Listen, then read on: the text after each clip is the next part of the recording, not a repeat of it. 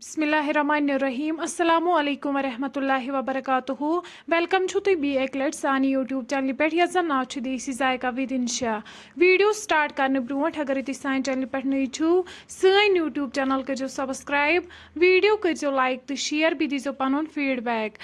आज बनाओ अफगानी chicken यमिच recipe बह तुह शेयर कर तो करो अजिच रेसिपी स्टार्ट। रेसिपी बनाने खतर कॉकर दिमुत गोडनेथी साफ कर थोमुत असल पे अम पे दिमो वन लकट लकट कट्स यन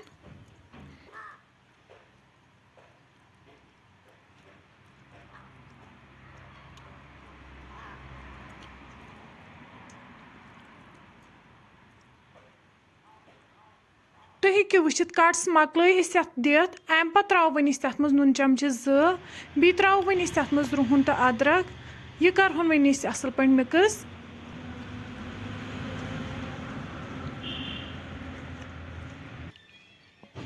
तुम हेकु वुचित यह गो असल पे मिक्स अम पे दिमो वन लग भग अत अड़िस घंटस रेस्ट तीतिस कालस निमो यप नील मरचांगन बी निमो रुहन बी निमो गंड बी निमो यन दान वल तो पुदन वन नो यन मिक्सर जार अत मज त्रो वन अत मज नील मरचांगन बी त्रो वन अत मज रुहन गंड पुदन दान वल अत बनाओ स्मूथ पेस्ट।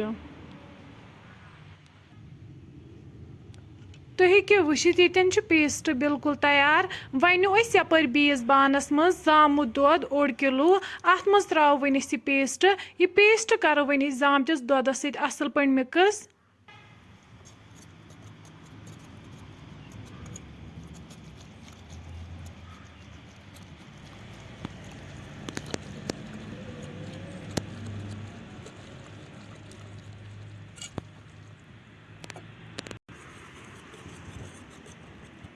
हेकु वुचित यह गो असल पे मिक्स वनो यन दानस पे बान अत मज त्रो वन तेल गरम गसित त्रो वन तथ मज कॉकर यह कर असल पे फ्राई।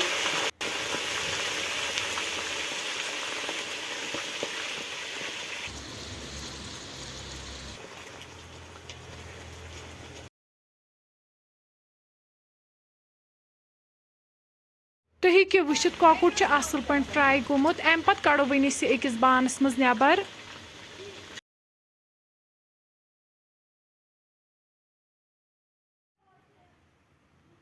अम पे थो वन अद बानस मज 2 कप तेल अत तेलस मज त्रो वन जूर रोंग बड़ ٲल सब्ज ٲल तेज पत्ता यम करहोक यन हल्क फ्राई।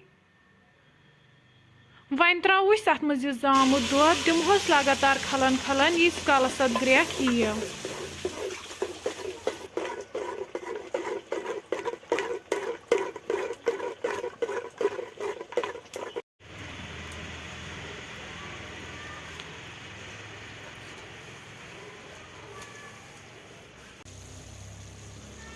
तुम हेकु वुचित अत आय ग्रेख अम पे त्रो वन अत मज नून चमचे बी त्रो वन अत मज कॉकर युस फ्राई कर थोमुत।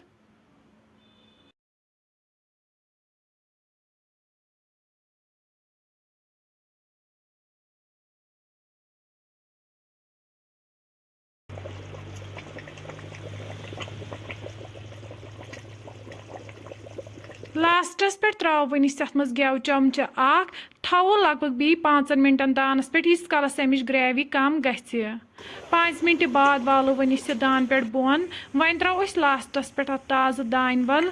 तुम हेकु वुचित यन अफगानी चिकन बिल्कुल तैयार अम पे कड़ो वन अकिस प्लेटस मज नेबर।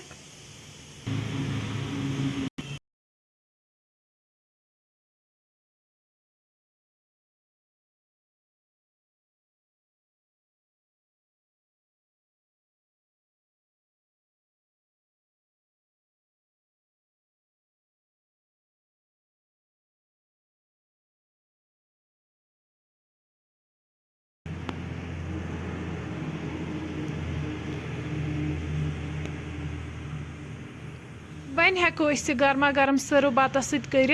फ्रेंड्स अगर तुम सोन अजुक वीडियो पसंद आमुत सान यूट्यूब चैनल करो सब्सक्राइब वीडियो करो लाइक तो शेयर भी दीजो पन फीडबैक। अल्लाह हाफिज़।